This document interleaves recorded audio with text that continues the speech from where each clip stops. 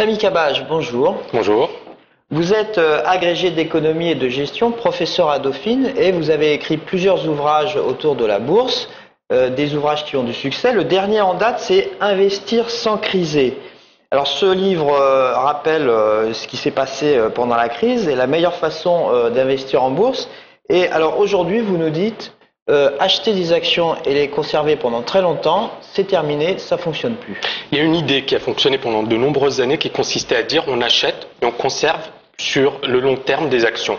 C'est un petit peu l'idée prônée par Warren Buffett. Warren Buffett, c'est l'investisseur à succès, c'est l'investisseur également qui, pendant les années 80, a fait des paris audacieux qui lui ont réussi. Le problème, c'est qu'on est dans une conjoncture aujourd'hui qui est totalement différente.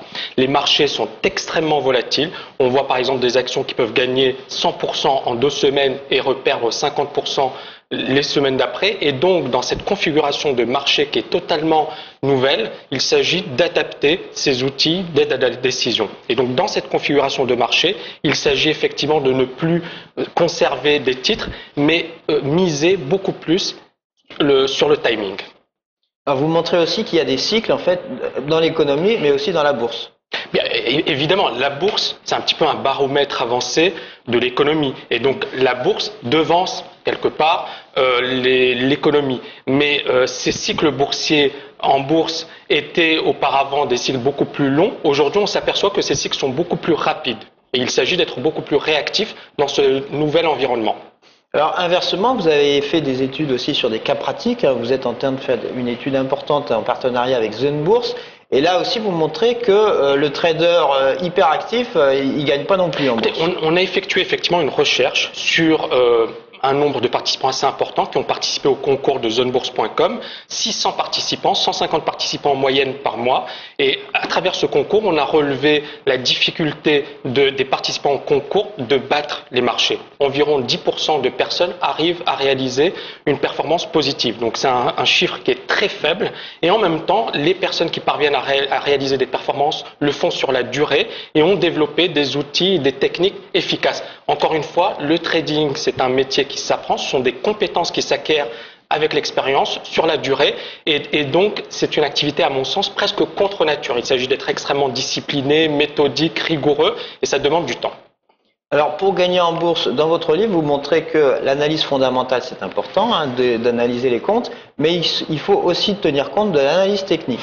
L'analyse fondamentale est importante parce qu'elle est suivie par la plupart des gérants de portefeuille. La plupart des gérants de portefeuille vont s'intéresser à la santé économique des entreprises, aux indicateurs économiques, etc.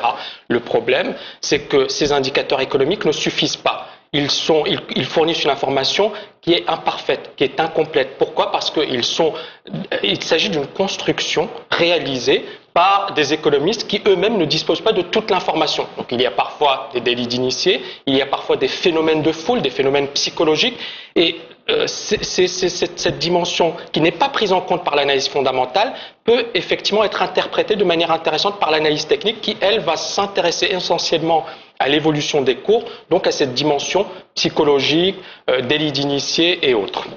Alors pour investir intelligemment, il ne faut pas s'entêter sur des scénarios préconçus. Il faut s'adapter à l'évolution du marché. À mon sens, l'investisseur intelligent, c'est réellement l'investisseur ouvert, capable de s'adapter, qui est flexible, qui n'est pas là à imposer son point de vue au marché, mais qui note ce que fait le marché. Et donc, à mon sens, il est extrêmement important de prendre en compte toute l'information fournie par les marchés et avant de réellement établir une stratégie. Alors vous décrivez une technique intéressante qui est le tape reading. Alors expliquez-nous. Le tape reading, c'est une technique qui a été développée au début du XXe siècle, notamment par un trader très célèbre qui s'appelle Jesse Livermore. Pour ce trader, le plus important n'est pas l'information, n'est pas l'indicateur économique, mais la manière dont les opérateurs réagissent à cet indicateur économique. Et donc, on va prendre un exemple très simple. Lorsque tous les investisseurs sont extrêmement pessimistes, lorsque le consensus des experts est au rouge et que le marché monte, c'est assez positif. C'est un petit peu ce que l'on a eu en mai de 2009. 2/3 des experts de Wall Street étaient extrêmement baissiers sur les marchés financiers. Que s'est-il passé ?